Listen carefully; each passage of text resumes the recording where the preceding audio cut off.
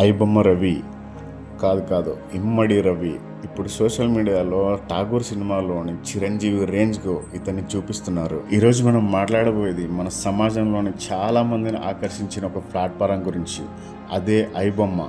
పేరెంత బాగున్నా పనేంటి, మంచిదా చెడ్డదా, ఇది మనకు ఉపయోగపడుతుందా, సమాజానికి నష్టమా అనే దానిపైన స్పష్టంగా నిజాయితీగా మాట్లాడుకుందాం. ఐబొమ్మ అనేది ఆన్లైన్లో పలు సినిమాలను, వెబ్ సిరీస్లను, ముఖ్యంగా తెలుగు సినిమాలను ఫ్రీగా చూపించేది.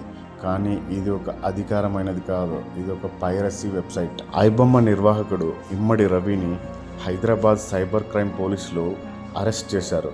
అతను ఫ్రాన్స్ నుండి హైదరాబాద్కు వచ్చినప్పుడు నిపుణుల ట్రాక్ ద్వారా పోలీసులు ఆయన్ని కూకట్పల్లి ప్రాంతంలో అదుపులోకి తీసుకున్నారు. యాక్చువల్గా రవి భార్య పోలీసులకు సమాచారం ఇచ్చిందని మీడియాలో పేర్కొంటున్నారు. కానీ పోలీసులు కొన్ని నెలలుగా అతన్ని ట్రాక్ చేస్తున్నారని, ఆయన డిజిటల్ ఫుట్ ప్రింట్, ఫోన్ సిగ్నల్స్ను ఉపయోగించి అతన్ని అరెస్ట్ చేశామని చెప్తున్నారు. ఇతని అరెస్ట్ వలన టాలీవుడ్లోని సినీ పెద్దలైన కొందరు Hyderabad police commissioner VC Sajjanar గారిని కలుసుకొని అభినందనలు తెలిపారు. ఇవన్నీ ఒక ఎత్తు అయితే, ఇంకో పక్క సోషల్ మీడియాలో ఇమ్మడి రవిని హీరో చేసి చూపెడుతున్నారు.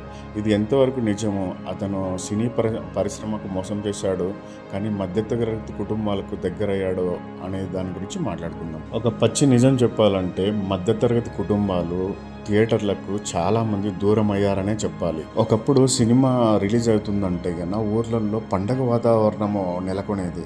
ఫ్యామిలీ అంతా కలిసి బస్ ఎక్కి థియేటర్కి వెళ్ళేవారు. సినిమా అంటేనే ఒక సెలబ్రేషన్. మా సినిమా హీరో అని చాలా గర్వంగా చెప్పుకున్నారు. అభిమానం అనేది అంత స్థాయిలో ఉండేది. అయితే ఈ సంస్కృతి ఇప్పుడు తగ్గుతూ వచ్చింది. ఇప్పుడున్న రోజుల్లో మధ్యతరగతి కుటుంబంలో ఒకరు సినిమాకి వెళ్ళాలంటే మామూలు టైంలోనే టికెట్ ధర 200, ఇంకా 300. ఇంకా పాప్కార్న్, స్నాక్స్ గురించి మాట్లాడాల్సిన అవసరం లేదు. థియేటర్లలో దాని ప్రైజెస్ మీకే తెలుసు. మళ్ళీ పార్కింగ్ ప్రైజెస్, ట్రావెలింగ్ ఖర్చులు ఇవన్నీ చేరి ఒక మనిషికి ఓ 1000 రూపాయలు ఇంకా 1500 వరకు ఖర్చు అవుతుంది. ఇది మిడిల్ క్లాస్ వాళ్ళకు ఒక పెద్ద భారమే. అక్కడే ఐబొమ్మ లాంటి ప్లాట్ఫామ్ ఇంటర్నెట్లకు వచ్చాయి. అంటే ఇదే సినిమా ఇంట్లో ఫ్రీగా వస్తుందని అందరూ చూస్తారు. ఇది నిజంగా ప్రజలను ఆ వెబ్సైట్ వైపు మళ్ళీలా చేసింది. ఒక విధంగా చెప్పాలంటే ఇప్పటి సినిమాలలో కొంచెం కంటెంట్ క్వాలిటీ పడిపోవడము, థియేటర్కి వెళ్ళేంత విలువ సినిమాలలో లేకపోవడము, ఏది చూసినా కూడా ఒకే టైప్ స్టోరీ ఉండడము, ఇవన్నీ అభిమానులకు కానీ ప్రజలకు కానీ కొంచెం విసుగు పుట్టించే విషయం అని చెప్పొచ్చు. ఒకప్పుడు హీరో సంవత్సరానికి 3 సినిమాలు తీసేవాళ్ళు. కానీ ఇప్పుడు పరిస్థితి అలా లేదు. ఒక హీరో సినిమా సంవత్సరానికో, 2 సంవత్సరాలకో, 3 సంవత్సరాలకో ఒకసారి వస్తుంది. ముఖ్యంగా చెప్పాలంటే భారతదేశంలో ఎక్కువ థియేటర్స్ ఉన్న రాష్ట్రం ఏదైనా ఉందంటే అది మన ఆంధ్రప్రదేశే. ఎందుకంటే మన ఆంధ్రప్రదేశ్లో 1100 పైన సినిమా థియేటర్లు ఉన్నాయి. కానీ సినిమాలు ఎన్ని రిలీజ్ అవుతున్నాయి సంవత్సరానికి?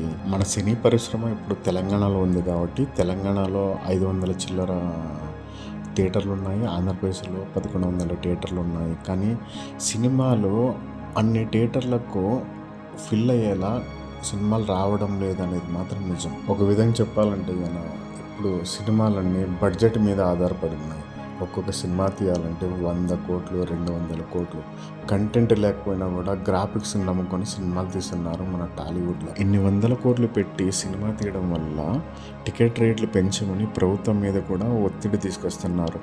ఆ టికెట్ రేట్లు పెంచడం వల్ల కొంతమంది ప్రజలు సినిమా థియేటర్లకు చాలా దూరం అవుతున్నారనేది మాట నిజం. అలాంటి వాళ్ళు ఇలాంటి వెబ్సైట్ మీద నమ్మకం పెట్టుకొని వస్తుంది కదా ఆన్లైన్లో చూద్దాము మూవీ, ఒక వారం ఉంటే ఆన్లైన్లో మూవీ రిలీజ్ అవుతుంది, అందరూ ఇంట్లో కుటుంబం అంతా చూడొచ్చు అని ఇలాంటి వెబ్సైట్కు ప్రజలందరూ సపోర్ట్ చేస్తున్నారు. ఒకటి చెప్పేది ఏంటంటే మన తెలుగు సినీ పరిశ్రమ బాగుండాలి, అలాగే మన తెలుగు ప్రజలు కూడా బాగుండాలి. ప్రతి ఒక్కరూ థియేటర్కి వెళ్ళి సినిమా చూడాలంటే కొంచెం మన టాలీవుడ్ సినీ పరిశ్రమ కూడా తగ్గి ప్రజలు ఎందుకు థియేటర్కి రావడం లేదు? ఒక పెద్ద సినిమా కూడా ఒక వారం లోపల వస్తారు కానీ వారం పైన రావడం లేదు.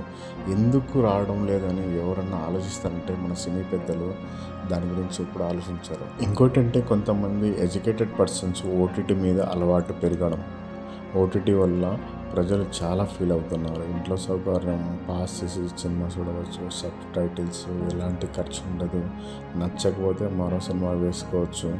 ఈ విధంగా థియేటర్ అనుభవం కంటే ఓటీటీ అనుభవం మెరుగైపోతుంది. ఒకప్పటి మన తెలుగు సినిమాలలో ఫ్యామిలీ ఎమోషన్స్ కానీ, కామెడీ కానీ, మంచి కథ కానీ, హృదయానికి హత్తుకునే పాటలు కానీ, ప్రతి ఒక్క సినిమాలో కొన్ని విలువలు అనేవి ఉండేవి.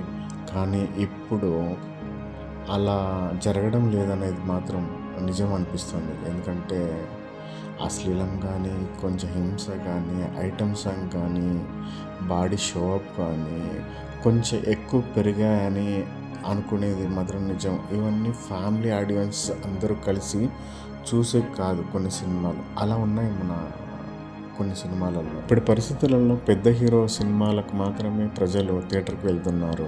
అది కూడా సినిమా బాగుందని అంటే మాత్రమే వెళ్తున్నారు. ఇంకో విషయం చెప్పాలంటే ఒక సినిమా 1000 కోట్లు 2000 కోట్లు సంపాదించింది, కలెక్షన్ అయింది అని చెప్తారు. కానీ ఎన్ని రోజులు సినిమా థియేటర్లలో ఉందని చూస్తే కన్నా 10 రోజుల కంటే ఎక్కువ ఉండదు.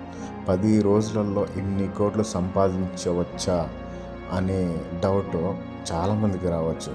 ఎందుకు రాదు? ఎందుకంటే టికెట్ ప్రైజెస్ ఎక్కువ చేయడం వల్ల. మన సినీ పరిశ్రమ పక్కన ఇంకా ఆలోచిస్తే ప్రజలు ఎక్కువగా థియేటర్కి రావడం లేదు. చూస్తే ఒక వారం 10 రోజుల లోపలనే సినిమా మాత్రం థియేటర్లలో ఉంటుంది. ఆ 10 రోజులలోనే సినిమాకి పెట్టిన ఖర్చు కలెక్ట్ చేయాలని వాళ్ళు చెప్పే విధానం ఒక పక్కన ఇంకా ఆలోచిస్తే అది కూడా నిజమే అనిపిస్తుంది. ఎందుకంటే మన తెలుగు సినీ పరిశ్రమలో 100 సినిమాలు రిలీజ్ అయితే అందులో 10 మాత్రమే హిట్ అవుతున్నాయి. మిగతా 90 సినిమాలకు ప్రజలు పట్టించుకోవడం లేదు. ఇంకో విషయం చెప్పాలంటే 100 కోట్లు పెట్టి ఒక సినిమా తీసే బదులు 100 కోట్లలో 10 సినిమాలు తీస్తే కనుక మినిమం అంటే 6 సినిమాలు హిట్ అయినా కూడా 100 కోట్లకు 200 కోట్లు వస్తుంది. మన తెలుగు సినీ పరిశ్రమలో అంతమంది ప్రజలు మన తెలుగు సినిమాని ఆదరిస్తారు. ఇలాంటి వెబ్సైట్స్ వల్ల మన తెలుగు సినీ పరిశ్రమకు అన్యాయం జరుగుతున్నది మాట నిజం. కానీ మన తెలుగు సినీ పరిశ్రమ కూడా ప్రజలను థియేటర్లకు పిలిపించేంత వ్యవస్థ తీసుకురావాలి. ఇప్పుడున్న పరిస్థితులలో ఒక సినిమాని సోషల్ మీడియాలో ఫుల్ పబ్లిసిటీ చేసినా కూడా ప్రజలు సినిమా చూసేకి రారు.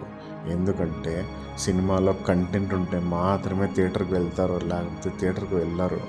అలాంటి ప్రజలు ఓటీటీని కానీ ఇలాంటి ఐబొమ్మ వెబ్సైట్స్ని కానీ నమ్ముకొని చూస్తారు. ఎందుకంటే ఫ్రీగా వచ్చేస్తాయి కదా. కాబట్టి ప్రజలు ఐబొమ్మ వైపు తిరగడానికి దానికి వారిని తప్పు చేసినట్టు మాత్రమే కాదు, సిస్టమ్ కూడా చాలా తప్పులు చేసింది అనేది మాట నిజం. ఎందుకంటే థియేటర్ల ఖరీదు పెరిగింది, సినిమాలో నాణ్యత అనేది తగ్గిపోయింది. ముఖ్యంగా చెప్పాలంటే సినిమాలలో కొత్తదనం లేకుండా పోయింది. ఒక్కటే స్టోరీని కాపీ పేస్ట్ అన్నట్టు ఇప్పుడు పరిస్థితులు ఉన్నాయి. ఇలా వెబ్సైట్లో ఐబొమ్మ లాంటి చాలా వెబ్సైట్ ఇలా సంవత్సరానికి చాలా పుట్టుకొస్తూనే ఉంటాయి. కానీ మన ప్రజలు థియేటర్లకు ఎలా వస్తారు అనే దానిపైన ఒక అవగాహన మన సినీ పరిశ్రమ తీసుకొస్తే ఇలాంటి వెబ్సైట్లు వాటంతటి అవే మూసుకొని పోవచ్చు. ఇప్పుడు ఇతన్ని అరెస్ట్ చేసి ఉండవచ్చు, కానీ ఇలాంటి వాళ్ళు ఎంతమంది ఉన్నారనే మాత్రము మనకు తెలియదు. ఇతనైపోతే ఇంకొకడు, అతడైపోతే ఇంకోడు, ఇలా వెబ్సైట్లు పుట్టుకొస్తూనే ఉంటాయి. కానీ ఇలాంటి వెబ్సైట్లో సినిమా చూడకుండా థియేటర్లలో సినిమా చూసే విధానాన్ని మన టాలీవుడ్ సినీ పరిశ్రమ తీసుకొని రావాలి. ఎందుకంటే మన తెలుగు సినీ పరిశ్రమలో చాలామంది సినీ రంగాన్ని నమ్ముకొని ఉన్నారు. ఒక హీరోయిన్ డైరెక్టర్ నిర్మాత కాదు, ఆ సినిమాలో ఎంతమంది పనిచేస్తారంటే వాళ్ళందరి లైఫ్ ఆ సినిమా రంగం మీదనే ఆధారపడి ఉంది. దాన్ని మనం కాపాడుకోవాలి, మనందరి బాధ్యత. నేనేమైనా ఇక్కడ తప్పులు మాట్లాడింటే క్షమించండి. ఎవరిని దురుద్దేశంగా మాట్లాడాలని కాదు, మన తెలుగు సినీ పరిశ్రమని మనమందరమే కాపాడుకోవాలి. ఇలాంటి వెబ్సైట్ నిర్వాహకుల్ని ఇప్పుడు అరెస్ట్ చేసిన మన తెలంగాణ పోలీస్ డిపార్ట్మెంట్కు నిజంగా ధన్యవాదాలు చెప్తున్నాను. ఈ వీడియో చూస్తున్న మీరందరిలో చాలామంది సినీ రంగానికి ప్రవేశించవచ్చు. ఎందుకంటే సినీ రంగానికి ప్రవేశించిన తర్వాత మీరు కూడా ఒక స్థాయిలో ఉండవచ్చు, సోషల్ మీడియాలో స్టార్స్ కావచ్చు. ఇదంతా మన సినీ రంగం వల్లనే జరుగుతుంది. ఈ సినీ రంగాన్ని మనం అందరం కాపాడుకోవాలి. ఇలాంటి వెబ్సైట్స్ని బ్యాన్ చేయాలి.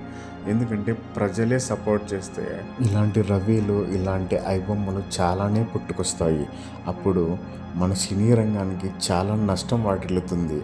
అప్పుడు ఆ నష్టం కూడా మనందరి మీదనే పడుతుంది.